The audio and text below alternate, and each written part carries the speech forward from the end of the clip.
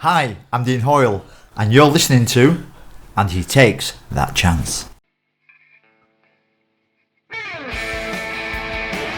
Jepson's there, Billy in, a goal, Chris Billy, Huddersfield Town. The most famous goal of Chris Billy's life. Is this the moment for Lee Fowler? It is. Take your place in Division 2, Huddersfield Town. Ruby and Steve Simonson's boots now. He's missed. Steve Simonson clears the frame of the goal and collapses in a heap of tears. Huddersfield Town are promoted. Mustafa Schindler has a chance to write his name in Huddersfield Town legend. And he takes that chance! Hello and welcome to a special episode of the Andy Takes That Chance podcast. Unlike the hordes of football fans who have travelled to Qatar for the World Cup dry in the mouth, we have travelled just a few miles and have alcohol on tap as we bring you a new episode from the tap room of Magic Rock Brewing. Magic Rock, of course, where you can use our code of AHTTC10 for 10% off at checkout. This week, we're going to look into the ownership of Huddersfield Town, and joining me to do so, I have former chair of the HTSA, watcher of the skies and favourite of the housewives, it's Jim Chism. Thank you. That's a hell of an introduction. I wish I'd not come on now after the last two. And joining myself, Matt Shaw, and Jim is Huddersfield's answer to Jeff Albertson, an author, a silver-haired, silver-tongued, silver-lining, silver-back gorilla silhouette of a man. It's David Hartrick. That's the best intro you've ever done for me. Okay, so why are we here? Well, we're here because just under a month ago, Dean Hoyle released a statement on the 25th of October where he outlined a plan for stepping away from day-to-day control of Huddersfield Town, citing that he could no longer bring the same energy and enthusiasm to the role that he once did. He announced that he would look to sell the club and that Dave Baldwin would then lead the process and effectively run the club in his stead. One thing that made me stop in my tracks, if you like, during the press release was the comment that football is a challenging industry where mistakes are plentiful and I accept responsibility for mine, and I'm sorry. I always say it's easier to make mistakes when you try things. Those who don't make many mistakes often don't try. So I find that a little bit sad, really, in some ways. Maybe it's the softness in me. When this was announced, I also tweeted something which that it was a shame that Dean was attracting some personal criticism and some stick online, and that I thought he'd done some great work, which was met with a number of other responses citing that we could be going back to where he picked us up from, and those were the implications, and that nothing has really changed in the 14 years of Dean Hoyle at Huddersfield Town, and I found that very, very wrong. Whereas, yes, we might end up back in League One next season, due in large parts to the actions of the summer. But for me, there's a lot that Hoyle's Huddersfield have done really well in the last 14 years, and it matters to football fans like me. I'm talking about the off-the-pitch stuff, such as raising over £1 million for the Yorkshire Air Ambulance and the Academy, feeding your children in Kirklees with the Huddersfield Town Foundation, the charity bike rides, the sense of community and bringing people together that all of that fostered, overseeing the transition from playing, training at Storts Hall to Canalside, the endless Q&As, giving insight into what's going on at the club, which not a lot of football owners do. The club partner schemes to bring businesses together, thanks to Sean Jarvis, obviously, making watching Huddersfield Town affordable. Gate crowds doubled. He got the stadium share back from Huddersfield Sporting Pride Limited. More on that later, of course. And then on the pitch, he's ended an 11-year exile from the top two leagues by financing, the 3 playoff campaigns. He ended a 45-year period, not by himself, but there's a 45-year period outside of the top flight for Huddersfield Town. Something many Huddersfield fans thought they would never see in their lifetimes. Is Huddersfield in the top flight, seeing, the likes of Aaron Moy and Christopher Schindler in a Town shirt, and they'll go down as some of the best players we've ever had for a long time to come, I'm sure. So I wanted to get that out of the way before we move on, because I suspect that when the majority of Town fans sit down and think about it, and Dean moves on, I think they'll be grateful for what he's done for the football club. But I do always say, Jim, and I've said this many times, it's about how you walk out the door as opposed to how you walk in. And, as we move forward with this, I'm sure there'll be different questions and situations that arise which maybe, won't be as cloying to Mr. Hoyle, if you like. But, not that this is going to be a Dean Hoyle love fest or anything, but how have you found the 14 years under his stewardship? Yeah, it was half my life, so I almost can't remember anything different. And certainly when I was watching football and attending Town matches when I was younger, I didn't care about anything that was going on off the pitch, or probably wasn't aware of it. So you've obviously listed a long litany of successes there, and I think his tenure as chairman and owner of the club will be, I think, judged a success. Now, that depends on what happens at the end of the season, but I think if you put things in context and you're fair, that's the conclusion that I would come to. I think, to paraphrase one of Huddersfield's other famous sons, Harold Wilson, a week is a long time in football, 14 years is an eternity. What I will say is, I think probably indicative of the dysfunctional nature of modern football finances is the fact that we talk about owners so much. I mean, if I'm thinking of probably the most successful chairman of Huddersfield Town ever, I don't think you could tell me his name. I could. But You only could, because you told me last week. Phone, yeah. But if I hadn't told you on the phone, you could. So it's Amos Brookhurst, I think, from the 1920s to 1941. He was subsequently elected chairman of the FA. I think he served there until the 1950s. No one remembers that. People watch football because of the game itself. They remember that, they remember the Billy Smith, the Clem Stevensons in 15, 20, 100 years. People remember the Aaron Moyes and the Cristiano Lopez's of this world. So I think that's one thing to say, that I think it's a sad indictment of modern football that we are so in hoc to and really dependent on millionaires and billionaires to make sure that our clubs can run. But to kind of bookend that, I think I would certainly say that Dean Hoyle's tenure has been a success. And I think, pretty much most of the things that he's done, has been because he loves Huddersfield Town as a football club. So I don't think I would question that. Yeah, I can't agree more, really. The thing I would say is that, he's made mistakes, and not every decision he's made has come off, but every decision has been made with one eye on the benefit of Huddersfield Town, and that's what you get when you have a fan who owns the club.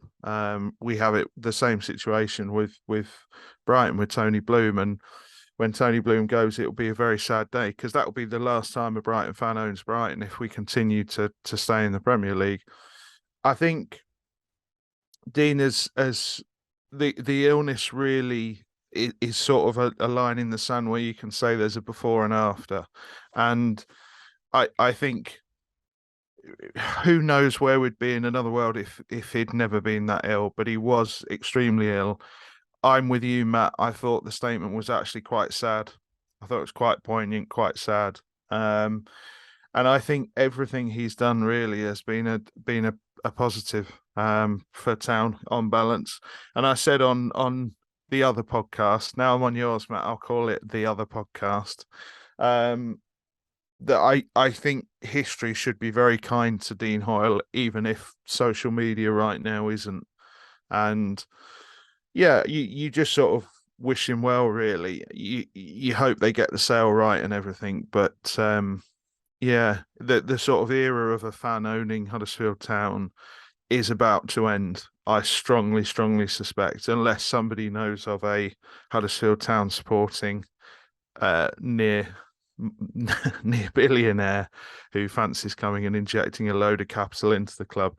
I don't think there is one out there. So yeah, it's very sad, really, because when you pass into ownership by a group or by somebody who is in it for the investment, it becomes a very different experience.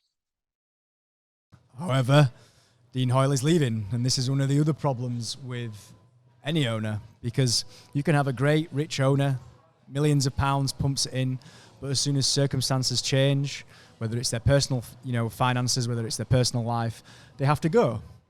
And when they go, there's basically two options that we talk about, at least. So one of the options is, I think, Jack Walker, Dave Whelan.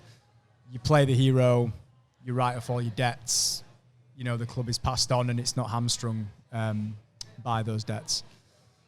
Or you recover your debts somehow. You recover them through the sale. You recover them as a charge on the balance sheet after the sale's gone through. And so no matter what owner you have, they're always going to leave at some point. And you're always going to have the problem of debt. Whatever money they've spent has to be recovered some way. So again, I think that's how I'd kind of like to see the issue of the takeover. It's like a big structural problem in English football, probably in the British economy more generally. So yeah, that's my 2 cents, which might be slightly tangential, but it's about 20 quid's worth there, mate. Yeah, absolutely. Yeah, thank you. That's why you brought me on. Exactly. You've only got me a pack of chili twists so far, so to be honest, they were good. They're very good. I'm going to recommend these if anyone comes to Magic Rock. The chili twists are actually pretty good. Yeah. But moving on. So how did we get here? So the reason why Huddersfield Town are here is because in 2019, and what we'll do at this point is we'll just recap over history. I know a lot of people know the history of what's happened, and there's probably going to be nothing revelatory at this stage. But in 2019, Dean Hoyle had decided that due to his health, and when Dean went through those health scares, I know it sounds really silly. I know his family are up here in terms of concern, but Huddersfield Town fans probably weren't a million miles behind, because Dean Hoyle at this stage, I think, was a roundly loved character, wasn't he, at Huddersfield? And we're not talking about 2019 here, we're talking about 2018 when it started. And, he went through the issues that he did, didn't he? I'm not going to try not to advertise those again, but he went through, a scary time, and I think Huddersfield Town fans were terrified for him, and, his family will obviously come nowhere near to how his family felt as a football fan, but I think it speaks volumes, really, that what Dean Hoyle's done for Huddersfield Town, that we all sort of look at him as someone that we care about, really, and that everybody sort of went through that with him as well. And there was a number of rumours, and and I think there was a lot of relief when he came through the other side, wasn't he? And and he's touch wood going to be okay from now on. I know he's cited his health as a possible reason for leaving, and no one could blame him for putting that first. But in 2019, he had decided that due to that, it was the right time for him to move on. He rejected advances from a number of foreign-based investors. The source for that is the interview that he's done on. He did a podcast interview with one of Danny's, his son Danny's friends, didn't he? Which I can't remember the name of off the top of my head, but I'm sure you'll be able to find that on YouTube. He rejected a number of foreign-based investors, and I think he might have even mentioned it on our podcast back then as well, in favour of a local one. I think he might have seen bits of himself potentially in Phil Hodgkinson, a young, hungry Huddersfield, well, not young, but youngish in chairman terms, don't you? Hungry Huddersfield fan. And one of the foreign investors was rumoured to be the ones who shafted Wigan in the end, so maybe we dodged a proper bullet there. He sold a 75% stake to Phil Hodgkinson, with the remaining 25% to be transferred upon completion of Dean's director loan repayments. Dean later said in that interview that if he was to get all of his director loans back, then he would gift Canalside back to the club, which was something that was looked on with as a benevolent act, if you like, at the time. That actual deal at the time, Jim, wasn't the most it wasn't 100% popular, was it? And that's not really a sort of slight on Phil as such. It was more the structure of how it was all put together. I remember our lovely MP from this area, Barry Shearman, he decided he was going to there's a famous tweet, isn't there, about him looking into the golden parachute cash payments, which he probably won't live down, if it comes back up. But he was going to talk about in Parliament. There's a lot of people sort of curious about the actual deal done, and essentially, really, it was a deal done for Dean to get his director loans back, wasn't it? And then keep that 25% to sort of oversee to make sure that happened, really. Yeah, I mean, I think the curiosity was warranted in the end, wasn't it? Because many of those questions that were being asked by people were very pertinent, and many of the conclusions that people were drawing with admittedly limited information that was in the public domain turned out to be correct. The main concern with that deal, well, the two main concerns were, number one, the structure itself would place certain limits on Huddersfield Town's ability to compete and get back into the Premier League, which I think at the time we all thought would be the main goal and would be a reasonable goal, until we played Derby and we thought, oh God, and then we sold our own money. And the second reason was, there was obviously questions around Phil Hodgkinson's wealth, how much of that was, as they say in the biz, liquid that he could spend on the club.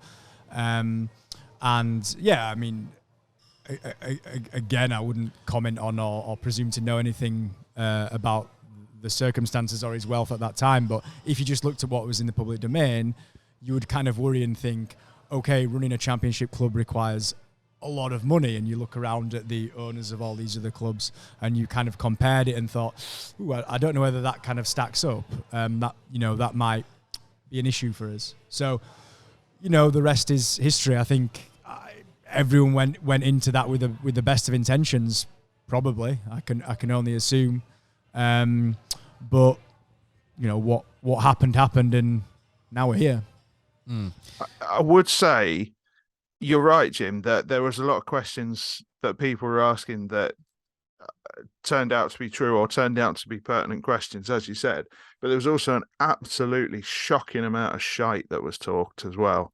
There was all sorts of rumours flying around about the deal. It was done this, that and the other. And some people were telling me that Phil had paid a tenner for the club. Some people were saying 10 million. Some people were saying 75 million. The thing is, the information that was out there in the public domain, I think you can ask those questions, but legitimately, nobody was expecting there to be a global pandemic, okay? And you can ask questions about Phil's liquidity, like you say, etc. But when Dean did that deal, whatever you think of the deal, as I said, nobody in the world believed what was about to unfold over the next 2 years would unfold. So you can go back and question aspects of it, but it was also like completely hamstrung by something that was out of everyone's control. I think what you have to understand is that Dean was trying to keep the club in the family, if you like. He was a very wealthy Huddersfield Town fan that he wanted to try and pass the club on to, because he wanted to keep it within the realms of Huddersfield Town fans. He was owed an awful lot of money, okay, which again, this isn't a defense, right? So I'm not trying to change anybody's mind or anything like that, but also the idea of some sort of normally just writing stuff off, not everybody can do that. There is a huge amount of, there's a huge difference between what you got in your bank account and what you're worth. All of us have houses and mortgages, and technically we're worth what we've paid off on it, but it's not in my bank account. I mean, it might be in yours, Mr. Shaw, but it's certainly not in mine. So I think you have to understand he was trying to do a deal from the right point of view. We can talk about what went right, what went wrong, etc., till the cows come home, but I do think it was seriously altered by something no one was expecting. I think you would have to say Phil is probably, I know Jim's mentioned the potentially the best Huddersfield Town chairman of all time in the 1920s. I think history will probably look back and say Phil was probably the unluckiest Huddersfield Town chairman, perhaps. Yeah, I don't disagree with that at all, because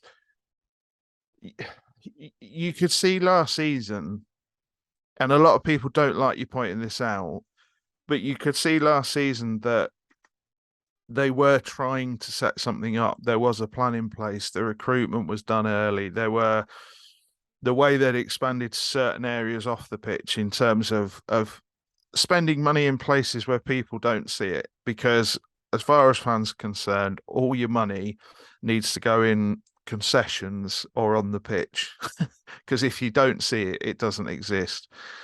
So yeah, I agree with you. Very, very unlucky. We can sort of go round and round on it, but I don't for a moment think that when Dean did that deal, he was sitting there going, I'm going to construct this deal. Like, this is where I come back to the extraordinary amount of shite that was talked, because there are people who think that Dean was sort of did that deal and it was sort of a Machiavellian pact where he thought, right, I'm going to get all my money and I'm going to get this club back eventually and all this sort of thing. Nothing of the sort. Nothing of the sort. Okay, so we're going to have a look into a couple of things which were included in that takeover, which we presume, so we're working on presumption, so it's important for us to highlight at this stage that me and you know absolutely zero. I know less than zero. We know absolutely nothing about the current situation with regards to who may be bidding for the club, how much the club is going for. Me and Jim and Dave know absolutely nothing at this stage. So it's important for us to do that. And everything that we're working on at the minute is completely presumptuous, and it's based on history, based on the 2019 deal, and based on a couple of factors that we're looking at the minute. And what we're going to try and do is try and work out exactly what may be part of the deal, whether that will be a stumbling block or a plus point, and whether, you know, a prospective owner or what type of owner would look at Huddersfield Town. So, like I say, none of this is based on Fact. knowledge or fact. It's essentially. I preface everything I say with that. Just assume in the future that this is all based on presumption, isn't it? So just so that you guys know that, and we're not speaking from any in the know knowledge or anything here. So I think it's important to look at the previous sale, and because the reason why we're doing this podcast is because people are concerned about what's going on at Huddersfield Town Football Club. Currently, Huddersfield Town are bottom of the Championship. It's not a good place to be. There's a debt. So the number one issue that we've got here is debt. This is fact because factish, because we can see in the 2021 accounts, which are online for everybody to see, we can have a look at what is owed at Huddersfield Town and what was projected to be owed for this year. The 2022 accounts aren't out yet, so we can't speak from that point of view, but we can look at the 2021 accounts and then project under the projections over the next 12 months and advise what they were supposed to be. So the number one issue, Jim, for this is going to be the debt, and it's the and Dave as well. Sorry, Dave, and it's the director's loan debt. Right, so let's get down to the debt itself. So Town's debt at this point in 2019 was £76 million, which is not small change by any stretch. 45 million was owed to Dean. I think he just had a payment of 15 in that summer. And a £31 million bank loan was taken out just before the handover, citing a forwarding of parachute payments, of which some of appears to maybe have been used to pay Dean back. And the reason I've come to this conclusion is that Phil mentioned it was done to spread the bank loan was taken to spread the risk, and at that moment, Dean was the only sort of the only thing I would say say about that is, while that on the surface of it that sounds a bit weird and a bit odd, that's very much how football runs. To give you a prime example, Watford, when they sell a player, what they tend to do, because we all know how a transfer works at this stage. So if you want to use the Huddersfield Town example, it's Philip Billing, who went for 18 million, but Town didn't get 18 million in the bank account. They got 6 million one year, they got 6 million the following year, and they got 6 million the year after. What football clubs tend to do, so for example, Watford have literally just done this again, is essentially go to the bank and sell that money coming into them. So the bank might give them, I don't know, say it's a £20 million player, they will sell it to the bank to be able to get 16 million now. So on the subject of the debt and sort of that money being taken out against future parachute payments, that is a very football thing. Please note that is not me saying it is a sound financial way to go about running your business or your football club, but it sounds an awful lot more alarming than it actually is. Basically, all football clubs do that. The minute they've got something they can show on a balance sheet as potentially coming in, they've got some leverage with the bank to say, okay, well, could you give us a chunk of this money now if we sell you the whole thing? And obviously, this is me just trying to read it from a balance sheet rather than offering an opinion on it at this stage. But again, that is not me saying it is a right and proper way to do things, or it is a good thing, or it's a sensible way to run a business. But it is just a distinctly football thing. Yeah. Okay. I'll carry on with this. Okay. So Dean was the only debt prior, as I mentioned, unless obviously that went on wages. From looking at the latest accounts and a little help from our friend Mr. Chicken, the accounts indicate that at this stage, the bank loan... So the accounts came out in June 2021 for last year. So the accounts for this year aren't out yet. But what those accounts do is they do project over the next 12 months. So we're going to work from those projections. So what they project is that the bank loan itself should be below 2 million, so around 1.8 million, which is not huge, is it, in terms of Championship football? And the historic debt to Dean should be at 26 million. But this doesn't include what he will have had to put back in over the last 12 months, because he came back in, didn't he, in November last year, due to Phil's issues with Pure. And that's rumoured to be over £10 million. And I've taken that. The source for that is the interviews that Dean's done with Radio Leeds, etc., where he said he's had to put in a figure. He's essentially implicated that it's a figure over 10 million that he's had to put back in. So with that in mind, we're looking at possibly a minimum of a £38 million debt, a minimum of a £38 million debt, which is probably more by now, which would, ironically, be £38 million is exactly half of what it was in 2019. So I think Phil Hodgkinson hasn't done a terrible job in reducing that, really, in my opinion. Dean's direction as well is a bit of an odd one, isn't it? Because, and I mean the direction in terms of how he's structured the deal back in 2019. That the research I've done indicates a lot of owners tend to write off directors' loans. Marcus Evans at Ipswich was owed £105 million. He received £21 million in debt payments and waived the rest off 5% in a new club. The Alams at Hull wrote off money as well, and so did, and switching sports as well, so did David Argyle at Toronto Wolfpack, who put $300 million into something that didn't work. That must stink.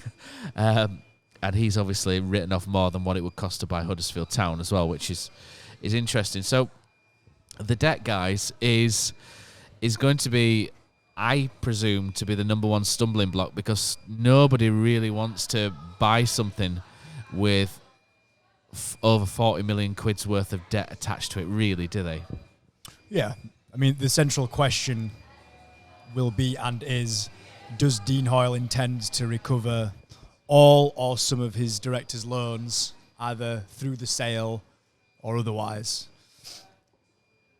Until anyone figures out what the answer to that question is, we'll largely be in the dark over who would be interested, why they might be interested, and what the short to medium term future of the club will be. There's the old, very by now tedious joke: how do you become a millionaire? You buy a football club, you're as a billionaire, and then you become a millionaire. I think Elon Musk, one of the worst people on the planet, used that joke about Twitter this week. That's it, it's not. It's there's a lot of numbers. You can dive into spreadsheets, but it's not complicated. That's the question. we don't know the answer to it. I want to come in here because I don't think the debt's a stumbling block at all. I genuinely don't. I think you've got to understand that Huddersfield Town's debt is in line with a hell of a lot of Championship debt and is actually probably far better than a lot. And I think if somebody is seriously thinking about investing in a Championship club, that debt is not going to scare him off, particularly when that debt is owed, or a large proportion of that debt is owed to an individual who can be negotiated with. Now, it would be different, I think, if you were to say, 75 million and it was all to the banks. I think that could be a very different situation, hand on heart. But I think because the largest chunk of that is owed to Dean, I think you have to understand we can't presume anything. We don't know anything. This is gut feeling and previous experience. But I would be staggered if Dean was willing to let there still be a debt owed to him once this deal is done. So what I mean by that is, however this deal is constructed, I would be, as I said, staggered if Dean wasn't paid out and gone and done. Because as a new owner, if you're serious about taking this club forward, you want that off the balance sheet, or the biggest single chunk off the balance sheet. And if you're Dean Hoyle at this point, you want a clean break. Now, it may well be that Dean Hoyle sells the club and I don't know, only takes, say he turned around and said, give me 15 million and I'll write the rest off, etc. No idea. Absolutely no idea. That could well be a huge boon for whoever takes it over. But I just don't think the debt is a stumbling block. You look at clubs like, you only need to scratch the surface at Reading. Look at Watford, who live their life on IOUs and these weird loans from the banks for money that they're getting in. You look at so many in the Championship who are living a charmed life debt-wise. I genuinely don't think Huddersfield Town's is going to be a massive issue in terms of people looking at it. I think there are issues, which we'll get onto. There are things that are prohibitive to just a normal sale, but I genuinely don't think that the debt comes into it. I should have maybe clarified a bit better on that one. I think the debt in relation to the position that we're in the league at the minute, that debt to me, if we get relegated, becomes more pertinent because the amount of income to the club to offset, it obviously depends on how any new owner comes in, how it's structured, whether it's paid off immediately or whether it's done bit by bit. Who knows? But for me, a large debt like that, okay, it's maybe not as big as maybe a Watford one or Reading's is ridiculous, isn't it? But if you're not bringing in the amount into the club at the same time, I think that the debt and income and outcome all of a sudden can be quite large and worrying, I guess. Yeah, but again, I think don't write off the fact that you're negotiating with an individual for the biggest part of it, Matt. That's the thing. It's very, very different when you've got a situation where you've got not only have you got a huge debt, you've got a list of creditors a mile long. You're in hock to more than one bank. You're on the line with local businesses and all this sort of thing. Like they who shall not be named. You don't need to look too far for an example of possibly for an example of a football club where it wasn't just the levels of debt involved that were so prohibitive in terms of when they were sold, the numerous times they were sold, but it was also actually trying to get to the bottom of it. I spoke to somebody who was working over there, and they said the problem was when the new owners came in, every time they opened the drawer, they kept finding a bill from someone as they walked around the stadium. And Huddersfield Town aren't run like that. That there's not there. I completely understand what you're saying, Matt, and I'm not for a second saying it isn't an issue. I'm just saying I don't think it is as big an issue as some would make out. And who knows what Dean's going to do with it? Who knows what Dean's going to do? As Jim pointed out, you do have people like Dave Whelan, etc., who who've written money off, but this is going to be a sale. And like I said, I'm just basing this on sort of a hunch and everything else, but I can't see that debt still being there once the sale's gone through. So there will be a negotiation on it. I'm absolutely positive. Point number 2, which is Canal Side, and Dean in the previous podcast that I did explained quite explicitly that he would potentially be willing to gift that back to Huddersfield Town if he received his director's loan. So hopefully that shows some kind of willingness to negotiate, or willingness to make it easier, if you like, for somebody to purchase the club. Although I suppose he won't do that immediately. But I'd expect to be part of the deal, because I would presume, on again the basis of no facts whatsoever, that it would be more beneficial for him to sell that to the new owners. I mean, I don't actually know the ownership structure of Canal Side, but I would just assume that he owns it in some way or shape or form through some kind of holding company. Or you're rolling your eyes there. No, sorry, it's the alarm going off in the background. Oh, okay, that's really Canal Side drilled into my Holdings. soul, I think it's Canal Side Holdings, isn't it? The company. Yeah, so I'd assume it would make sense to sell it, because, you know, selling it for X amount of millions of pounds now would make more sense than if we, you know, believe what has been said in the public domain, than receiving a relative pittance in rent every year. So I would guess that would be part of any deal. My understanding from looking at the 2019 deal is that Huddersfield Town, or the owner of Huddersfield Town, owns the building work at Canal Side. Like I say, I'll hold my hands up, this could be wrong, but I understand that the building work is owned by whoever owns Huddersfield Town, but the ground rental and the ground is owned by Dean Hoyle. So that you know, to someone who works in IT, that, you know, and sort of has a mortgage on a house and has very little inside information of how, you know, properties, etc. work, that's confusing to someone like me. Well, I think it makes sense as well if you're trying to attract, you know, so a new buyer comes in and there are various things they want, and what they want is the kind of whole package. So I think it would make it a lot easier for a new buyer if that was part of the deal and they didn't have some kind of complicated ownership structure or situation regarding the training ground in the future. Yeah, so let's have a look at Canal Side. So in terms of Canal Side, I think Canal Side is perhaps the most disappointing aspect of the Premier League relegation. Huddersfield fans were sold a £20 million dream, really. And what we were sort of led to believe at the time, I think, was that 20 million was sort of set aside. And I think people such as myself thought the £20 million that the club sort of turned over in the first year, or the 20 million credit in the first year, if you like, of the accounts from 2017 to 2018. Sorry, I could spit that one out. I think everybody thought that profit that the club turned was earmarked for Canal Side, if you like. So that apparently didn't seem to become the case. And Phil latterly did an interview with the Huddersfield Examiner, and in that Huddersfield Examiner article, he said that, you know, once it was all totted up, it was going to be a £12 million investment.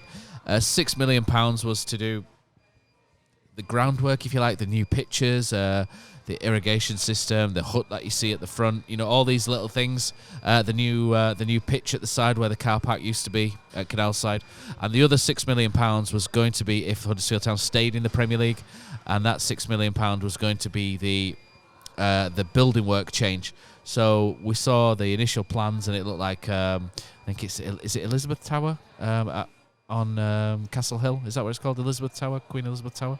Jim's shaking his head. He should know, being a steward of Huddersfield like he is, and doing all his watching of the skies from up there. But yeah, so you know, it was designed, wasn't it, based on Castle Hill, if you like, and it looked fantastic. And I think there's a huge disappointment in Huddersfield fans that that's not what we've got in the end. But apparently that's the cost of Premier League relegation at the time. So it is what it is. But I would say on that though, you can see where the money's been spent when you're down there. You can. It's not like they've scrimped and saved. You don't turn a corner and there's like it's not like one of these camping places in Qatar for the World Cup where like half of it's done and then there's just a load of sort of bags of concrete and stuff stacked up in one corner. I know that fans don't get to walk around it like they used to and go in and have a drink and all that sort of thing, but trust me, it's an incredibly impressive facility. So you do like I don't know what represents value for money really, but it's I know it probably isn't everything that was promised initially, but it's certainly more than enough for what Huddersfield Town need right now. So that aside, Huddersfield Town spent £6 million, if you like, on Canal Side, doing Canal Side. As that's building work, mostly, including the pitches, etc., I would imagine will be classified as building work, and that was effectively paid for by the club. You would expect that the owner, that was paid for by the club, so you would probably expect that is not something that you would maybe charge back to a prospective new owner. Yeah, I wouldn't. No. But then again, I'm not a denizen of the world of business, and I hear they do things differently in the world of business to what we mere mortals do in our day-to-day lives. Yeah. So the Canal Side itself needs to be purchased. You're looking at the 2019 agreement. So Canal Side, I'm sure, and Dean obviously is wanting to make a clean break, isn't he? So he wants to sort of wash his hands of everything. There's no 25% ownership. He wants to return to. I don't think he'll return to his seat in the Kilner Bank, will he? I think he'll probably have a box somewhere, somewhere nice and warm. And that's absolutely fair as well. Absolutely, yeah. It'd be a sad day if Dean felt like he couldn't come back to the football club once he'd sold it. Really, I don't think that will happen either. I think with time comes a bit of perspective, and I think people will be appreciative of his tenure and his stewardship. Yes, so Canal Side will be part of, or what we believe will be part of the purchase, if you like. So we're probably looking in the region of sort of £6-7 million plus for Canal Side, and that's, quite a hefty agreement, isn't it? So you would imagine that, the ground rental or that side will come with it as well, and that the whole package will be sold as well. And Canal Side is not the only thing that will be sold as part of it. So this is not just the case of buying a football club.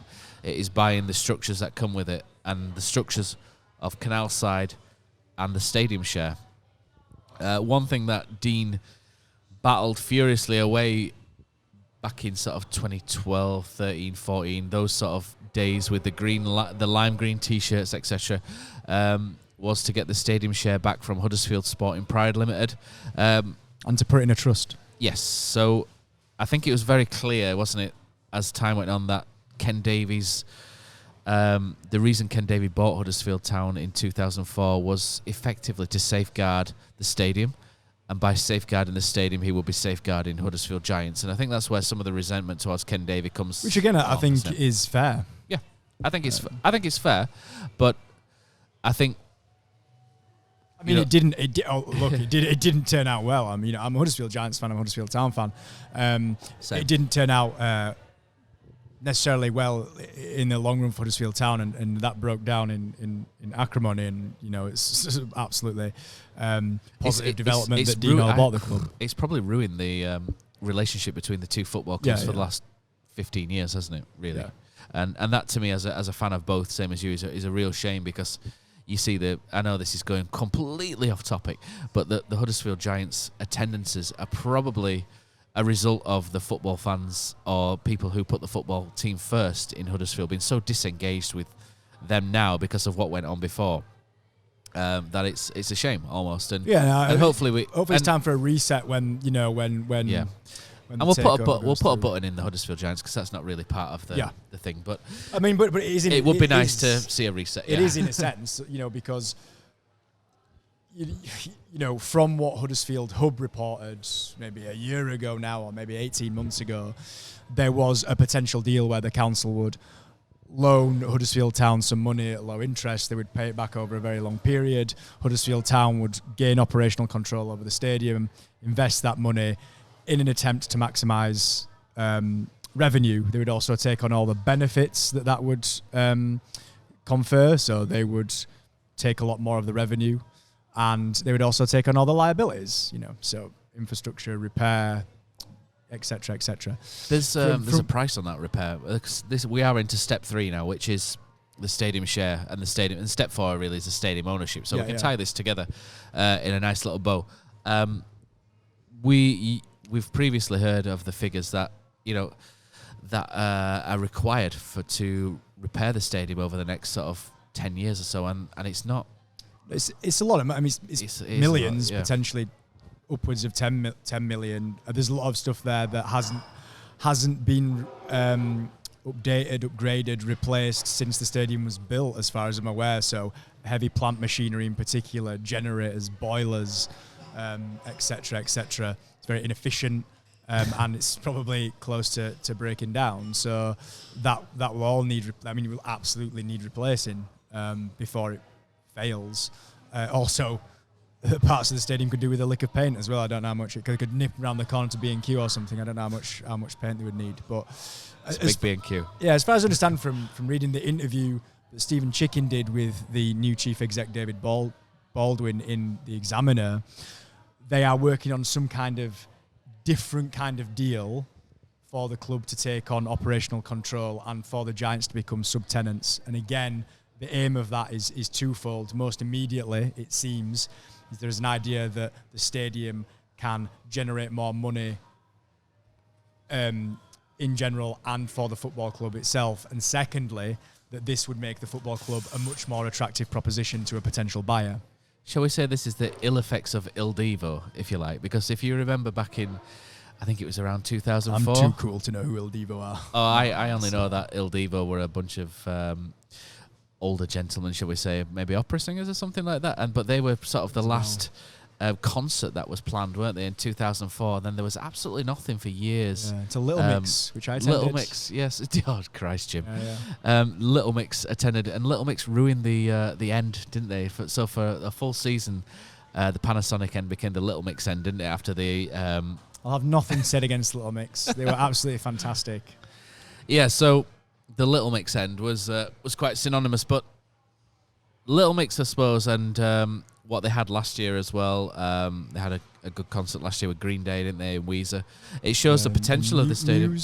Muse, I think Muse coming up. Yeah, so it shows the potential, doesn't it, of the stadium to be used. I know Leeds have built the first direct arena since, but that's only a finite number of people. I don't think it holds more than 10,000. I should know this because I live around the corner, but it doesn't hold more than sort of 10,000-ish, whereas Huddersfield, you can get 30,000, 40,000 people in there, can't you? Not only in the seats, obviously, but on the pitch as well. So it's a really good sort of open-air venue, and obviously, if you get 40, and the ticket prices for Muse and Green Day, completely out of my space. Yeah, I mean, but 150 quid, 40,000 people, 150 quid, and that is going to churn some money over. So it's the evil monopoly of Ticketmaster. I don't know if you got many gigs, but everything just costs a fortune now, gig-wise. Mate, I absolutely refuse to print my own tickets off at home and pay £2 for it. I absolutely cannot do with that.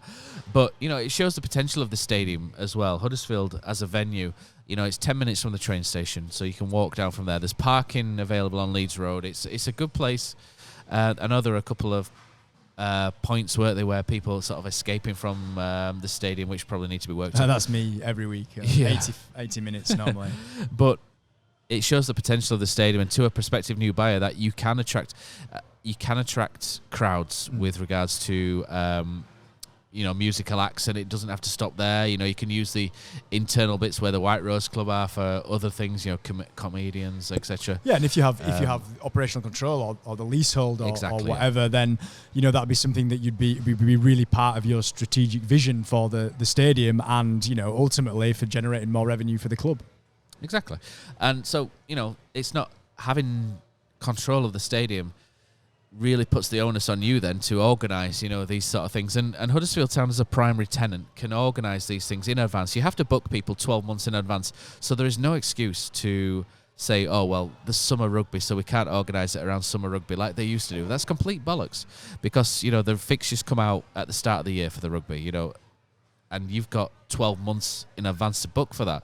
And obviously Huddersfield Giants or Huddersfield Town can say, look, Football League or Super League, we can't play in Huddersfield at this date, we need an away fixture, and it's really easily done. So I won't take any sort of excuses on. Yeah, and I think it was that. always the intention. Not that you're giving me excuses. I'm Jim, not giving you any but excuses, but I can do if you want. KSDL, I think, have in the past sort of hidden behind, or maybe well, not I mean, KSDL. You know, but what is KSDL? It's all the stakeholders. So I think sometimes they get some stick. I think sometimes KSDL says this, KSDL says we can't do this. At the end of the day, the stakeholders, you know, are kind of have a lot of leeway there, and I think it's often used as an excuse. So it was always intended to be a multi-use community stadium. It was partially funded by taxpayers. It's been bailed out by taxpayers, I believe, on a couple of occasions. So, you know, that stadium needs to be there for the use of the community. It needs to be there, in my opinion, for the use of the rugby club, for the football club, for people who want to go to the gym, for people who want to go to a conference, for people who want to go to a gig. I think it's very important in a town like Huddersfield, and I think it can be made to work for everybody, including the football club. I agree with that. Right, so we've talked about the work. The thing I would say here is that I've said I don't think the debt is a massive issue in terms of people who are serious about buying this football club. I've said that, you know, Canal Side, again, I don't think that's a massive issue, because I think when you're structuring a deal, people are going to look at that and they're going to see where the money's going to be, that has been spent, and the benefit, and they're going to do what they need to make sure that facility is untouched, however that's structured in the deal. The stadium, for me, I agree with everything you've just said. The stadium, for me, is the thing that I think investors are looking at going, what? Because that's your big revenue generator. And any investor who wants to come in and buy Huddersfield Town needs to be in control of their biggest revenue generator. And it's a weird situation Town have got on the quiet. It's quite an odd setup, and it's not really working. It's been a dysfunctional relationship for quite a few years. We all know that. That's not a shock for anyone. They're trying to get this deal done, but we've heard lots and lots of things about people trying to get a deal done. You know, Phil Hodgkinson majored on his interview when he wore that terrible T-shirt with Radio Leeds. And he sort of talks about, he felt he was getting close with something with the stadium. They've got to do something, because you're exactly right. It needs to be a community hub, but it needs to be a community hub that Huddersfield Town are not only in control of, that they're making money from. Because even when times are really, really good, there is an upper limit to what they can make from that stadium, but they have to make the upper limit. You know, if they're serious about becoming this top 30 club in the country, which, you know, people laughed at Phil when he said that, but that's a perfectly legitimate and appropriate aim. The stadium is the thing that is going to hold them back. The stadium is the thing that's going to make or break the deal, you know, not the level of debt owed to Dean Hoyle and not Canal Side and everything else. So I think it's quite a tricky situation to resolve. And I think it's, from my point of view, I'm looking at Huddersfield Town have put somebody in place who's sort of there to help try and sell this club, which we know is a stated aim of Dave Baldwin, isn't it? He's there with Dean Hoyle as blessing to try and broker this deal. The problem is it's one deal with that stadium under some sort of long-term control. And like you say, there's lots of ways that might happen, leaseholds and various other things. But it's a completely different deal without, and somebody else has got to come in and essentially start all over again, because that's what will happen. You know, that you could talk to Phil Hodgkinson and Mark Devlin about the deal, but they're gone. So you've then got to start talking to somebody else, and that's, say, Dean Hoyle and Dave Baldwin. But once they're gone, you've then got to start doing exactly the same thing. And at some point, this has got to be resolved. And for me, this is the big issue, that when you think about people looking in from the outside, they're going to go, okay, well, if I go and spend £150 million on this football club, how come I'm barely making anything on a match day? How come I'm not in? I can't do what I want in this stadium. How come I can't leave Huddersfield Town signs and, you know, stuff up around the stadium between games? How come I have to, you know, this little army comes in and sort of neutralizes the stadium? It's yeah, for me, this is the big one. This is the single biggest thing. I mean, I didn't know anything about running a stadium. I just thought that I had no idea about running a stadium. none of us have. On paper. But we have to play the part here, don't we? So, so the stadium itself shouldn't really be an issue. The issues around the stadium are obviously the money that's going to be required to upgrade it, but that's not necessarily going to have to come from a new owner, which is good because there was a structure in place with Phil and the council. I think that's dead. Which is probably dead, but I'm sure there is. I'm sure the council. I'm sure KSDL aren't just going to go, tell you what, no, you're going to have to fund this all yourself. I'm sure there's going to be some. It seems like from David Baldwin's comments, it seemed like there's some kind of other structure to the deal that would work for the football club. But they've got to get that done. Probably not close to being completed, but it shows how important the football club believe that is to both the long-term future of the club and making sure that a buyer is interested enough to come in and put some money down. Okay, so we've looked at some of the main drivers which will affect the decision-making behind somebody coming in. So they've got to effectively purchase a debt. They've got to purchase Canal Side because I'm sure Dean doesn't want to hang on to that. The stadium share, which, as we've mentioned, has to be put into a trust. So, well, I mean, it doesn't have to be. Well, it should be. It should, yeah. So, well, I mean, obviously that's what's campaign. Let's briefly go back to 2012, and that was what initially Hoyle and the lime green T-shirts were fighting for, wasn't it? They wanted the share to come back from Huddersfield Sporting Pride, aka Ken Davey, and they wanted that then to be put into a trust, and that was what was supposed to happen, wasn't it? And that never did. That was actually part of the deal that was mooted between the council and the other shareholders recently, was that the money would be forwarded to the club would take operational control, and then every shareholder would agree to put their shares into a community trust overseen by trustees. I probably seriously doubt at this stage, probably what is it now, like maybe 10 years on, that there's any intention to put those shares into a trust. I think they will just be used as part of the deal and they will be sold. And depending on which owner comes in, I don't think any Americans would be interested in putting them in a trust. I don't think any whatever. Be careful here, but any kind Canadians? of like, Canadians, I think they'd be more likely to. No, but so I think they're all about that, do you? Yeah, all about the trust. I would basically assume that the shares will be sold as part of the deal, and the new owners would take them as part of the deal. And when they sell the club, they will sell the stadium shares as well. I mean, I suppose the last thing we want really is for a prospective new owner who has no ties to Huddersfield using it as a bargaining chip somewhere. Yeah, I mean, there's ways, as far as I'm aware. I mean, I'm not with HTSA anymore. I mean, I don't speak for them. However, I do think they do fantastic, wonderful work.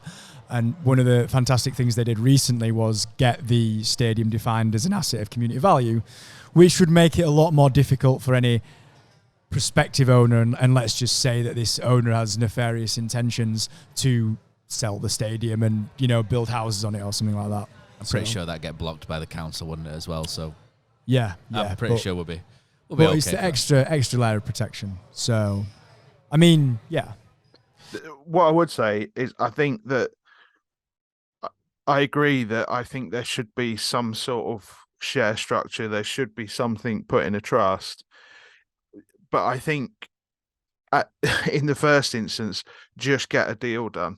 Like, it's a very easy way for owners to get a very big win with the fans to come in, and once they've got everything sorted and the deal's in place, to then at some point say, okay, we're going to, give over a proportion of this stadium, or we're going to put it in some sort of trust, or we're going to give a chunk of it to the HTSA. Whatever they choose to do, that's fine. But at the moment, it feels like what any deal needs is clarity, not a load of, well, this is going to happen once this has happened, and this is going to go there, and this is going to go there. So while I think, that is still a sort of very noble long-term aim, and that's exactly where we want to be. And I also think it's a measure by which you can probably look at the new owners. If within 12 to 18 months of having that stadium under control, they are talking about doing that, and they are making moves to do that, absolutely great. But in the initial instance, there just has to be an agreement with the club, and we'll worry about everything else after, because it's dragged on for too long.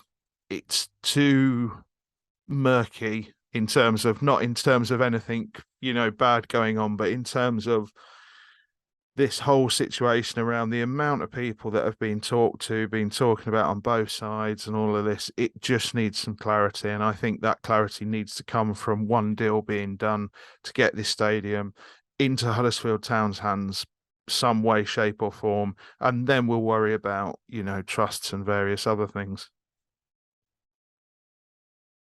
Okay, so we've talked about the debt, the canal side, stadium share, the stadium ownership. And I think the last thing to sort of touch upon on this really is how much Huddersfield Town is worth, because you're currently looking at a club that are sat 44th in the pyramid of the Football League next year. So they mentioned there's a backlog, haven't they, in terms of Dean acquiring the primary share, if you like, from Phil, the 100%, 3 months, and then they reckon it'll take 3-4 months for a new buyer to actually go through the process and purchase the club. As far as we're aware, no buyer is in place at the minute, so it's not going to happen this season. So nobody's going to come in as a white knight in January, spend a load of money, and keep Huddersfield Town up in the Championship. So they could potentially be buying a League One club next year. Yeah, I mean, I believe that the time range that was given by David Baldwin at the last ATT meeting, which was last week, was between six months and 3 years. Which could be a potentially very long time. Now, what David Baldwin said in his Examiner interview is that Dean Hoyle intends to fund the club in perpetuity. So that is a but that goes is back to point one, doesn't it? The debt, because that will obviously come back again. Yes, exactly. That is the central issue, and that's why the question that I asked earlier, being the central question, is kind of the only question that matters now. It's the only question that's going to tell us how the deal will go through and how the club's long-term future might pan out. Yes, so let's answer the question, how much is Huddersfield Town worth? It's very difficult to sort of put a finger on this because we don't value football clubs. Dave, I'm sure, has written about the value of football clubs. But as it stands, it looks like if we tally up the debt, which is going to be in excess of 40 million, Canal side, we've mentioned 6 million plus the ground rent, 7 million quid. Let's just pluck that out of thin air. 47 million quid, and then the stadium shares on top, and the actual owner share and etc. You're looking probably in excess of 50 million quid, let's say, for Huddersfield Town Football Club, and for its assets as well. So that buys you everything associated with Huddersfield Town, which to me, looking at other clubs of a similar structure and similar size, is probably almost double what someone would want to pay for a club of Huddersfield stature. So this is why we've talked about the debt, because it is a stumbling block. And you look at comparable clubs. So I know you've spoken to people at Hull. We look at Ipswich. People would say Ipswich are a bigger club than Huddersfield, which people find me them. I'll argue with them. People in Ipswich. But they, the history of Ipswich. It's a difficult place to get to. It is a difficult place to get to. A strength and weakness maybe of Ipswich. Portsmouth, maybe, look at these football clubs. And we've got some figures. Do you want to talk about Hull briefly? So I think Hull was rumoured to be £30 million. I think there's some similarities between Hull and Huddersfield. I think the stadium has a similar kind of ownership situation going on. There are no buildings over 3 stories in Hull, which I think would have knocked down the value. But I don't know. I'd probably say, on the basis of just kind of winging it, that's probably around what Huddersfield Town should be worth. 25 to 35 million quid. Okay. I mean, again, pure guesswork.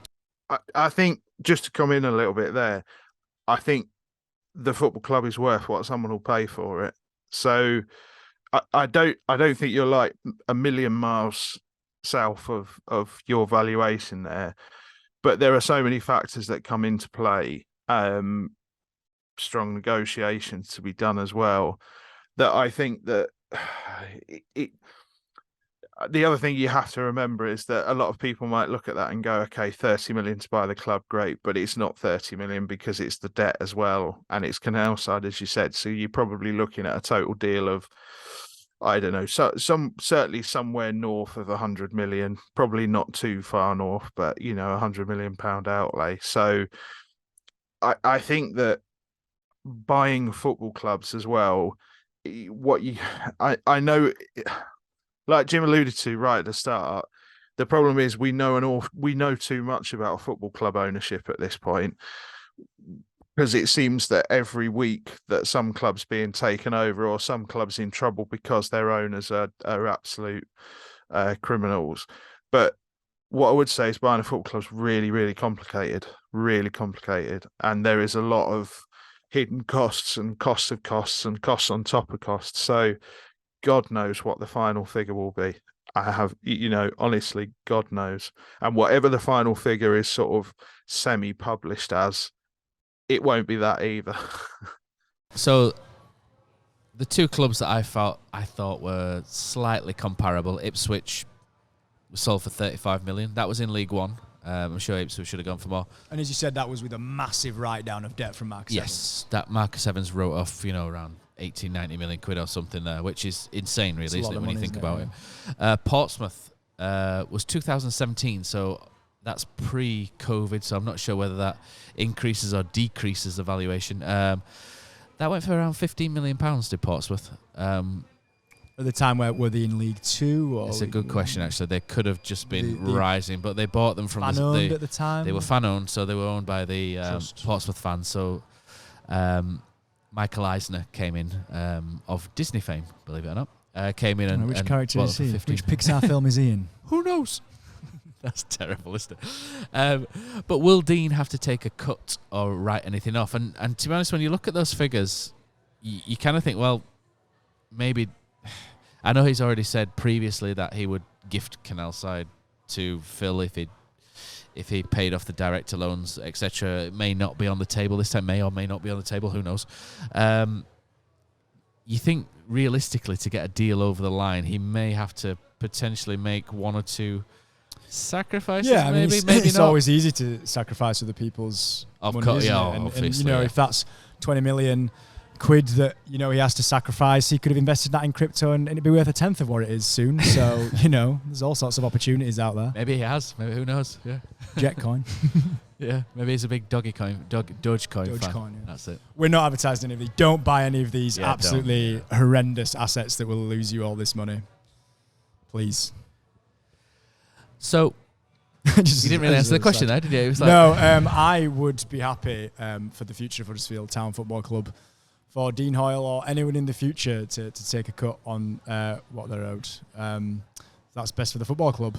It's up to them to decide what the balance between their interests and the interests of the football club are. Yeah, what's good for us might not be good for Dean, obviously. Go back to something you said, though, Matt, as well. I think it's important to remember there is a League One price and a Championship price. There's no getting away from that. I think everybody at the football club will know that as well. That's the thing, and all of those valuations change over the summer if that's the case. Now we hope it's not, and there's a lot of reasons to think that Town can get out of this and hopefully stay in the Championship in the new year. But they need to certainly get their boots on and start going about that fairly quickly. But yeah, it's unavoidable that however we talk around it, etc., there are definitely two different price points here. It's also a balance of, well, who's going to come in and pay that money? Because none of the whoever the investors are, they're over a barrel. You know, Dean Hoyle wants to sell the football club, so as an investor, I kind of feel like I'm in a bit of a position there where I can go, well, I don't, you know, don't have to pay you anything. You're the one who wants to sell the club. So I think it might be in the interests of Dean Hoyle. I'm going to just say, you know, Dean Hoyle or whoever owned the football club now or in the future to say, okay, I'm going to cut my losses to X or Y millions of pounds because that's going to mean that the sale goes through. And rather than getting £0 and having to put in £10 million a year to the football club, I get whatever, £30 million and I walk away and I invest it in, you know, whatever I invest it in, or I spend it on a, you know, a theme park in my back garden. Okay, so like you say, it's easy to spend other people's money, so we'll see how that one plays out. And I've done it. It's really easy, Yeah. So Huddersfield Town fans really sort of, I think up to a certain age, my age included. How old's that? Old enough, will understand. Dave's a little bit older than me. Will understand. Don't believe it. You both look. You don't. None He's of you far look a day greyer over than me. 30. Dave's far greyer than me. But that's because I dye my hair. But anyway, move on. And so we only know the one sort of method, don't we? The all-encompassing emperor, if you like, style ownership, which is what Dean was, Ken Davey was. Prior to Ken Davey, I know of, unlike you, I think, young whippersnapper, there was a group of 5 people in the 90s who, and this is sort of what I grew up on, or started taking notice of Town's ownership, if you like, and I enjoyed it, really. There was 4 people. David Taylor was probably one of the primary shareholders, and what a great guy David Taylor is, by the way. I'd love to get him on the podcast one day and talk about some of his experiences. Malcolm Asquith, Jeff Heady, obviously Lena Headey's uncle, Game of Thrones fame there. Never watched it. Weirdo. I know. I forget the last one. Was it Robert Whiteley? Was another one? I think it was Whiteley because of the garden. I always think of the garden centre. Garden centre, yeah, the garden centre magnate. Sorry to Robert Whiteley. Yeah. And then Terry Fisher was obviously the youngest chairman in the Football League at the time, and he was ousted for talking too much in the 90s as Huddersfield Town were promoted. So he was kicked out, wasn't he, effectively? I mean, I hope I'm not ousted from anything for that very reason. There would be good we'd all be in grounds for trouble, doing wouldn't we? so. Yeah, so Terry Fisher left. But, you know, I really liked that structure of 4 on a board or 5 on a board, because what you've got there is when you get a Dean Hoyle situation where somebody needs to sort of say, right, that's enough for me, you've still got some form of continuity there, and they can sort of cover the slack whilst you get somebody else in, if you like. So I've always been a fan of that. Crystal Palace have a very similar sort of ownership structure as well, where they've got a number of different Americans, and Steve Parish heads that, doesn't he? Norwich have thousands of shareholders. Ed Balls, don't they, as well? Yeah, and Mervyn King, former governor of the Bank of England. Not the darts player. Not the darts player. Right. So they you know, it's a really interesting structure, and there are more than just the emperor model, aren't they? So Jim, take us through the different types of ownership models that are around, so people may or may not be aware of what's out there and what potentially could be. Well, yeah, there's kind of ownership models, and there's kind of like who might buy the club, so I might just kind of combine them all. So you've got let's start domestically. I think there's probably 2 kinds of options that are most likely. So one, you have a Dean Hoyle type figure or a Phil Hodgkinson type figure who has a connection to the club and has some money to spend. I mean, I don't know of any of them, so I'm not sure whether that would happen. Patrick Stewart? Patrick Stewart. I think that might have sailed, actually. It sailed, it flew off into the horizon. Into, the Orion Belt. Exactly, the Horsehead Nebula. And you saw it from Emily Moormast. Absolutely, yeah. Matt is alluding to the fact that I once ran a Skeptical UFO podcast, but I'd like to point out that it was done with Sheffield Hallam University, and it was all above board and based on empirical evidence. Then you've kind of got the other domestic option, which is just a really rich person who wants to buy a football club, and right. So like Marcus Evans was rumoured to be interested in the club. I think there was some about a year ago to that rumour, yeah. And so you kind of think, yeah, he's worth £1 billion, but like, why would he want to own Huddersfield Town? That's always like the question that you ask yourself. the next kind of option is when you go abroad and you think there's Americans, they like buying sports clubs. They have, I think there's benefits of that. Number one, they tend to have like this is like a cultural stereotype, but tends to be like a real focus on revenue generation, a real focus on customer service, on getting to know, like the people who are spending the money with you. Often, kind of at least early on, like trying to ingratiate themselves. There does seem to be a trend with a lot of American owners that they don't tend to bring their own money. They tend to, kind of bring some kind of hedge fund or private capital, So looking at Burnley, I think Burnley, Swansea, I believe. Yeah. Manchester United is the best example. Yeah, so true. That could lead to the club being the deal effectively leveraging the club and loading it with debt. There's some kind of Middle Eastern dictatorship seems to be quite a popular model of football ownership at the time. Obviously the benefit of that is, they've got billions and billions of pounds, and the downside of that is that it's funded by these horrendous totalitarian dictatorships that oppress every kind of group you can imagine. So certainly something for me, everybody has their own opinions, but if we were bought by someone like Saudi Arabia or whomever, I would never put a penny into the football club, and I'd stop watching them. I'd probably still check the scores on live score. Not Surfer score. Oh yeah, exactly. Yeah, but then plenty of people I think would think, okay, like this is potentially billions of pounds. Huddersfield Town can compete, and I don't think there's any. I'm not going to sit here and judge. Everyone has a personal. I think you would get a Man City. So and so have it. So and so have it. So why shouldn't we? Yeah. Yeah, exactly. So and everyone makes their own personal judgment, and that that's absolutely right. So I'm just expressing my opinion. And then you've kind of got these other models. So these are kind of the dictator models, right? So metaphorically and in some cases literally. The other option is you kind of have a multi-stakeholder ownership situation. I think there's great benefits to that. Like Norwich is a really good example, where you kind of spread the risk, you spread the responsibility. There has to be a bit more transparency. There has to be a bit more collective decision making. It means that you have to have public AGMs, etc. There's the fan ownership model, probably far away from anything that we could consider, but there are clubs in England who are fan owned.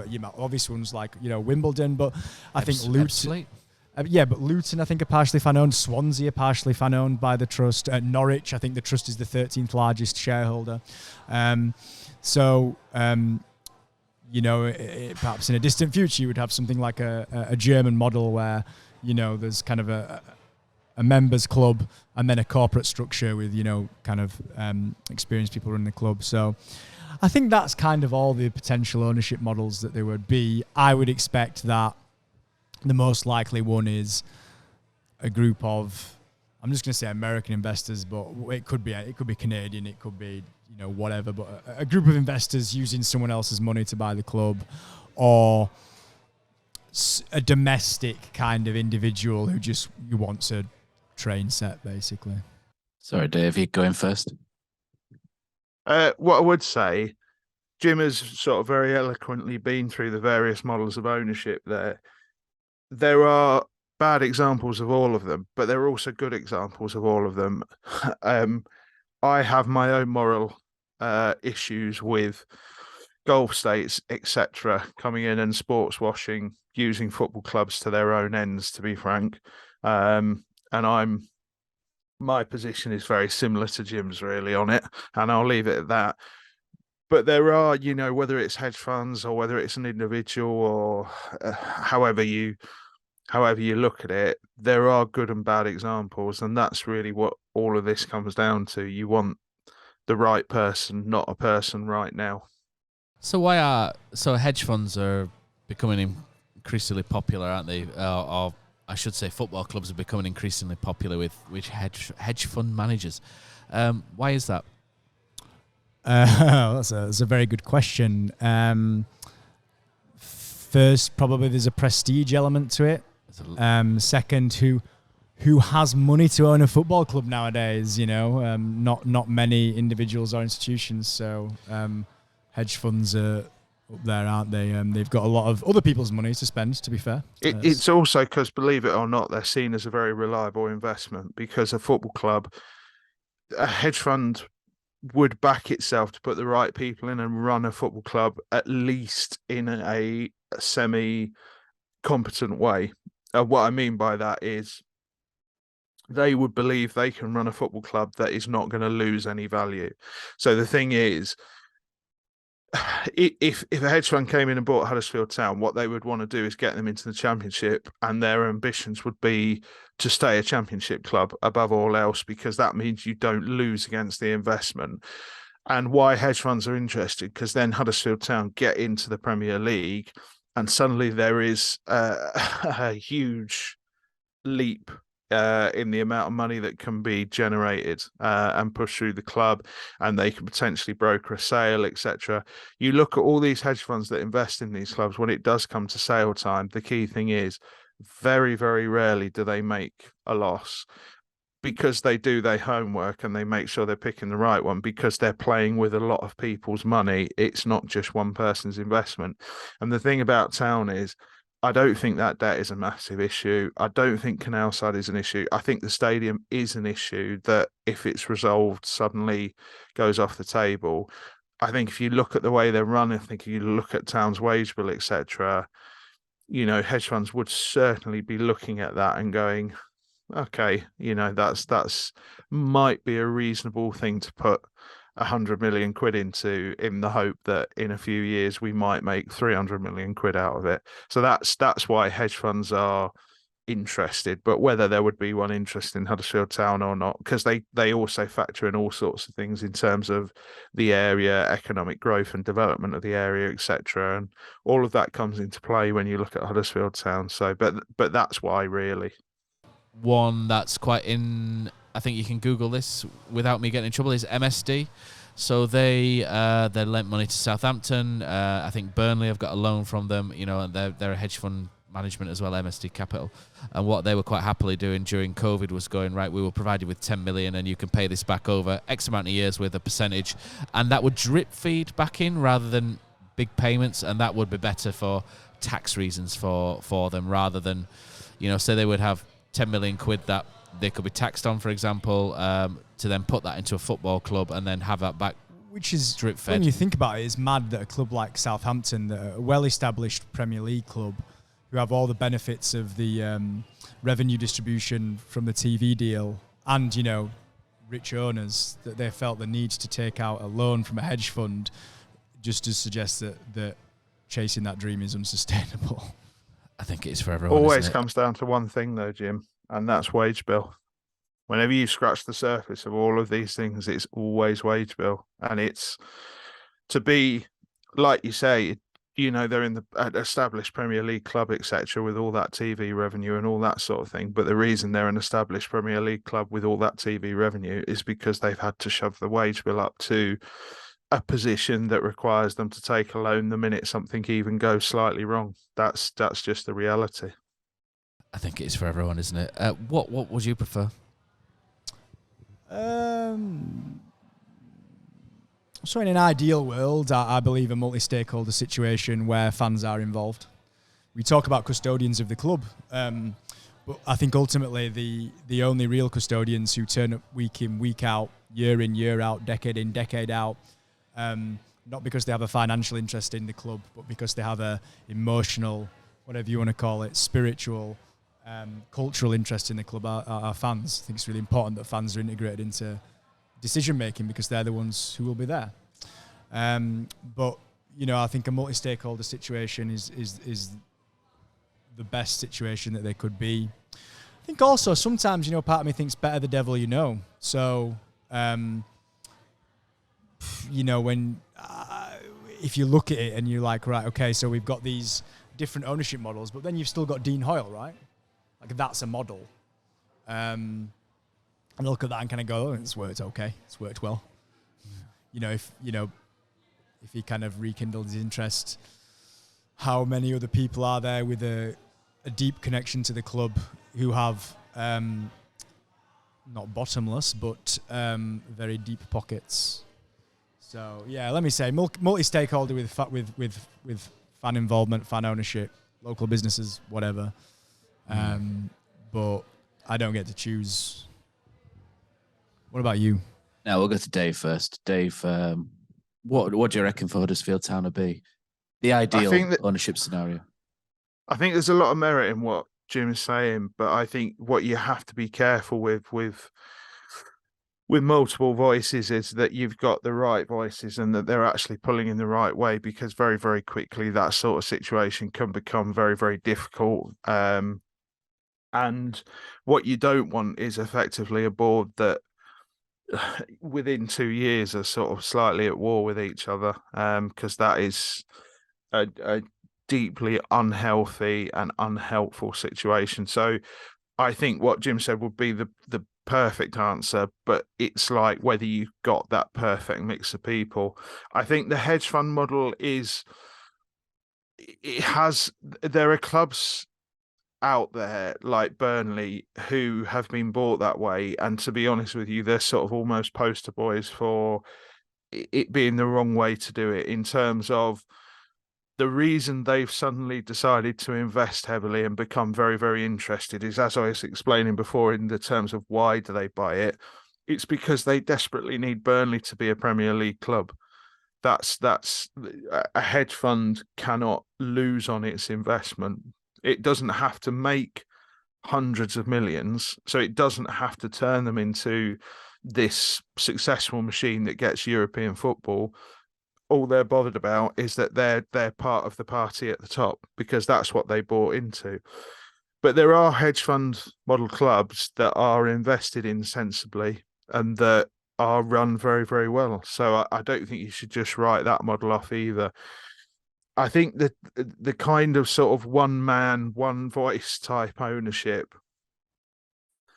again, it comes down to the individual. But I just think in football and in the top divisions in England, it's so difficult to have that level of ownership, because what tends to happen is a lot of people who do it are, to be frank, not up to the job. You know, that they're not experienced enough. They're not sort of like deeply. They've come from a world of business and they've bought a football club almost because either they think it would be easy, B, it's going to be fun, or C, they can do it better than anybody else just because they've got this, what they see as this sort of framework that is completely transferable. The thing is, it's very, very difficult now because the way football's moved on. You look at, I'm going to talk about Tony Bloom again. Tony Bloom owns and runs Brighton and Hove Albion Football Club, but one of the things that Tony Bloom does is he's got lots and lots of people around him, all of whom have got a very important voice and a very important say in the club. It's not, although he owns it, he doesn't run it as a dictatorship model or anything like that, because you just can't anymore. There is so much that goes on in a football club, Matt, from the football side to everything at the training ground, to your analytics department, to your recruitment, to your catering, to your stadium staff. One person can't just sort of come in and go, okay, I'm an expert at all of these things. It's like when you go to a restaurant and they've got one of those, when you go abroad to a restaurant and they've got one of those menus that's about 15 pages long, and you think, oh, good, they must do all of these dishes really, really well.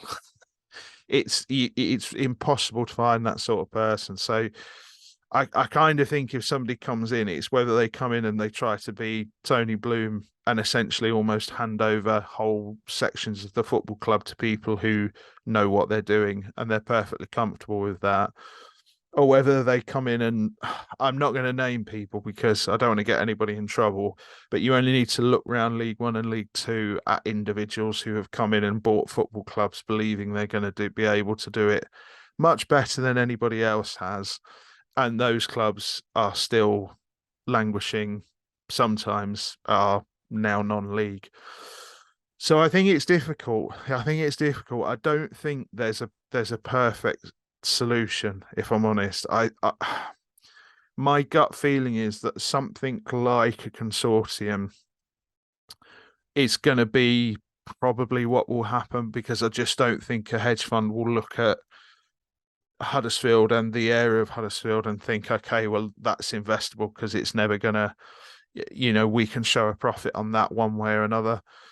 So I think some sort of consortium, some sort of group coming in is what feels like is likely going to happen. And what you need to sort of cross your fingers and hope for there is that it's a group that come in with an open mind, that want to take the club forward, that want to support and scaffold everything that's there at the club, instead of coming in and going, either we're going to cut back on every last thing, or we're going to, take out all of these poles here, there and everywhere, and don't worry, it won't collapse, honestly. So yeah, it's difficult. Football ownership is difficult. Running a football club is very, very difficult. So it's a huge thing. And if I come full circle, it's what I was saying about Dean Hoyle going, the days of a fan owning Huddersfield Town are going to be gone, and that does create a very, very different situation, a very, very different world in which that football club exists now, or will exist. I say a couple of billionaires won't go amiss with it, but I look at sort of fan ownership, and I don't think that works for Huddersfield Town, because Huddersfield Town are a football club that needs capital injecting into it annually. Well, it doesn't, but if you didn't inject it in, then Huddersfield Town would sit probably bottom end League 1, League 2. And that's where they would sit in a football pyramid, which is distorted by billionaires putting money in higher up. And I think if everybody was fan-owned, Huddersfield will probably sit where we are now, sort of bottom end tier 2. Yeah. But that's not the world we live in, is it? So that's why I said in an ideal world. Yeah, so the world that we live in at the minute, ideally you want 3 or 4 people to come in with a shared common goal and somebody with a clear plan more than anything. I think the fact that they need to come in with a plan and an idea rather than just see how it goes, which some seem to do. I think they need to have a very clear idea of a very clear knowledge of what Huddersfield Town is, a very clear idea of where Huddersfield Town can go. And look, you can't buy Huddersfield Town and go, do you know what, Europe in 3. It just doesn't happen, does it? I heard someone did that. Unless you are a, Bill Gates type billionaire, it's not going to happen. And even then, financial fair play probably dictates that you probably can't do that anyway. So somebody that's just going to take care of the football club, and 3 or 4 people, and then if one of them needs to drop out, then and then they can hopefully be replaced over time by somebody else. And I would love somebody with the best intentions of Huddersfield Town to be part of that. I think you need fan ownership representation at some level, whether that's somebody like Dean Hoyle, who is a fan, whether it's someone like Phil Hodgkinson, who is a fan, or whether it's HTSA themselves. It doesn't have to be. I think maybe it's time to bring in the findings, the recommendations of the government's fan-led review. So that there were various recommendations mooted in that report by Tracy Crouch. So one of them was for the designated supporters trust to get a golden share in the club.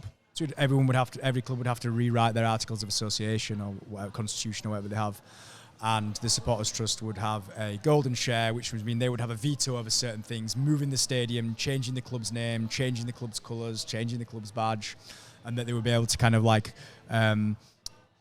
veto those by triggering a vote of season ticket holders. There was the mooted idea of a shadow board of fans, a kind of be like the ATT but a lot more structured, with a lot more ability to like look at accounts and all this kind of stuff. There's also, I think, the idea mooted of having 2 non-executive directors on the club board who were there to represent fans' interests. So I think realistically in England, those are some of the options that could be explored. But I think it's really important that whoever buys the club, that there's some kind of transparency at some point in the process, and that fans are brought into that. And I don't just mean fans' representatives, whether it's the HTSA or the Southern Terriers or the, you know, whatever it is. But I mean, you know, the whole fan base, that this is something that doesn't just have to be sold to the prospective owners. This has to be sold to fans as well, so that when it starts, there's a vision and fans are on board, and fans don't have any of those nagging questions relating to, well, the last deal kind of didn't go well. Is this going to go well? You know? Yeah, look, I have huge aspirations, and I hold Huddersfield Town. Your aspiration is to be the chairman? Or? I would love to be the chairman of Huddersfield Town if I had the money to do it. I'd rather spend my own than someone else's money, which I don't have. But I look at Huddersfield Town and I see a football club full of potential. I really do, and I really get frustrated when people pull Huddersfield Town down, whether that's in the media, whether it's Huddersfield Town fans doing it, or whether it's someone else doing it. I get really frustrated because I look at Huddersfield Town, and you look at the history of Huddersfield Town. It's got a lovely history all the way through to the 1970s, and it's a little bit checkered. But the potential is there. You look at when Huddersfield played Manchester United and Chelsea and a couple of others in the Premier League. I remember Sean Jarvis saying at the time, Huddersfield Town could have sold over 35,000 tickets for these games. And obviously that's not all Huddersfield fans, but it shows the interest in the local area. 10,000 would have had a terrible view, though. Probably on the hill, like the 67,037 all over again, isn't it? But you know, I think Huddersfield Town is a place of huge potential that won't be realised in 2 or 3 years, because I think Huddersfield people and Huddersfield fans are slow to jump on something. I think they're healthily sceptical, shall we say? Yeah, I agree. I think that is healthy skepticism. So I don't think you can throw money in initially and go, right, bang, there we go, and everyone will come down. I don't think it'll happen, but I think you can build Huddersfield Town over a course of 5-10 years, and I think you can have a football club here that could easily sit in the Premier League structure, obviously not winning it or anything silly like that, but they could sit in the Premier League structure with the right ownership model, with the right people, the right vision. And you look at clubs like Bournemouth, smaller club than Huddersfield, Swansea. I would argue Huddersfield are a bigger club than Swansea. 10 years... Well, it's a similar club, aren't they? 10 years in the Premier League. I don't see any reason why Huddersfield couldn't get up into that structure and do quite well with the right ownership model. And I think if Huddersfield did get up there, I think more people would come. I think having Leeds and Manchester so close does kind of knock that a little bit. But 1.2 million people in West Yorkshire, not everybody wants to, follow the same trend. And I do honestly think there's a huge potential for this football club. I think the people here have got huge potential. There's something to work with here, guys. And I honestly, when it comes to Huddersfield Town, I'm sort of pie in the sky sort of thinking rather than someone who's detrimental, if you like. And I do honestly think that there's something here for a decent group to take forward. I don't think it's pie in the sky, and I don't think blue sky thinking. Blue sky thinking. That's it. I don't think Huddersfield Town fans should settle for less or settle for the bare minimum. At the end of the day, this is a big football club. It's a big football club historically that has won 3 league titles. It's just had 50 years of crap. That's all. Yeah, it's won. It's just half of its history has been rubbish. No, FA Cup, Charity Shield, has been like at the very top of English football for a very long time with a strong, distinct fan base. And even through the bad times, a fan base that stuck with it. We've got a fantastic space age stadium. When you look at the League Two campaign, and you look at the attendances against Mansfield and Lincoln, I think there's 17.5. This is actual people, not the gates that someone down the road, I think they count the empty seats. I'm not saying who it is, but I think they count the empty seats rather than the people. So the attendance figures aren't correct. Exactly, but there's 17,500 actual people against Mansfield in the bottom tier, 19,000 against Lincoln. That's it, and there's a almost, potential. I think what you have to do in Huddersfield is you have to kind of think big, right? It's a town that's always thought big, and I think people smell bullshit really quickly. Probably smelling it from me right now. But yeah. But I think they're also ambitious, and there's nothing wrong with being ambitious. And you've listed some of those clubs that Bournemouth, like small club. Historically, small club. No offense to Bournemouth fans, but they're punching in the Premier League, aren't they? Exactly. So we can Fulham When I started watching football, Fulham were a club that got 3,000-4,000 people at Craven Cottage. Yeah. And now look at them. And that's because of a sustained period plan. in the Premier League. Yeah, it's And a plan. money. It's a sustained And period in the Premier League. But you know, I think there is potential here in the football club. I think there's potential in the fan base. There's potential in the academy. There's potential in the off the field stuff with, you know, the foundation, the community stuff. It's a club where everyone, if we all just pulling in the same direction, like magic happens, and we've seen it happen recently. We've seen it happen, you know, way back in the past. So anyone who comes in, I don't want anyone to come in and, you know, I'm past the little old Huddersfield thing. You know, historically, where do we sit? Like 20th in the league table of, you know, all-time successful clubs. I want someone to come in and go, It's do you know like what? 17th or something, Yeah. isn't it? I want someone to come in and go, do you know what? Big club, cracking fan base. You know, I'm not going to sell you an absolute wild dream of, you know, San Siro in 3 years. But what I'm going to say to you is, like, we're here to be successful. We're here to, like, get promoted. We're here to win football games. We're not here to apologise for existing. And I think maybe too many times we've kind of, like, had that attitude. And I think what Huddersfield Town needs to do, and when Huddersfield Town is at its best, and this could be on anything from the academy to on the pitch to season ticket prices to safe standing, be a leader. Don't be a follower, because followers don't get anywhere. There's always someone in front of them. Be a leader. And I think anyone who comes in has to, like, really do that and be like, we're going to do things our way. And if it works, it works. If it doesn't, it doesn't. But people have a lot of fun on the way. And I think that's a good place to end it, Jim. So Yeah. thanks, Jim. Thanks, Dave. Hopefully people have enjoyed this. I know it's been a lot of shop talk, hasn't it? But, you know, we're a couple of guys, you know, 3 guys passionate about Huddersfield Town Football Club, and we believe in Huddersfield Town Football Club. And, you know, hopefully it all ends with a thank you to Dean. That's the ideal way. Huddersfield stay in the Championship. We say thanks to Dean, and we move forward with an ownership model that we're all happy with. So fingers crossed on that score, and we'll move forward as well, Jim. Yeah, no, I think I'd probably echo that. You know, it's always difficult when there's a transition, but yeah, I would say the last 14 years there's been ups and downs, but those ups have been absolutely incredible. I think the important thing now is that we do everything possible to stay in the Championship, because you know, as you've alluded to earlier, it becomes a bit more of a difficult proposition to sell a League One club.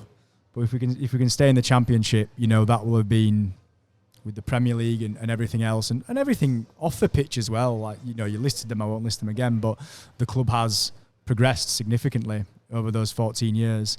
And now if we can just get through these 6 months and stay in the league and, you know, get new owners, we'll be in a really good position to crack on and get on with the business of I'm as sure as you want to do, talking about football and tactics and, you know, all that kind of stuff, rather than XG, the great stuff, Dave, there, rather than, you know, owners and off the field and balance sheets and all that kind of stuff, because realistically none of us are interested in football because of that. We just like the shiny things, don't we? Yeah, like yeah. magpies, aren't we? Really? You're all like a good thunder bastard. That's what we want to get back to appreciating. Thank you, mate. Always a pleasure to guest on the other pod. Schindler scored, it was a half-baked dream. What a feeling, what a night. Oh, what a night. Wagner singing, we are Premier League. The greatest sight, St. George's Square to see. What an evening, what a night. Oh, I got a funny feeling when he walks and a fence, and then the commentator yelled he takes that chance. Oh, what a night. Lost so safe and mesmerizing me. Low charge and flattened old Chelsea. Stamford Bridge, oh what a night. Oh,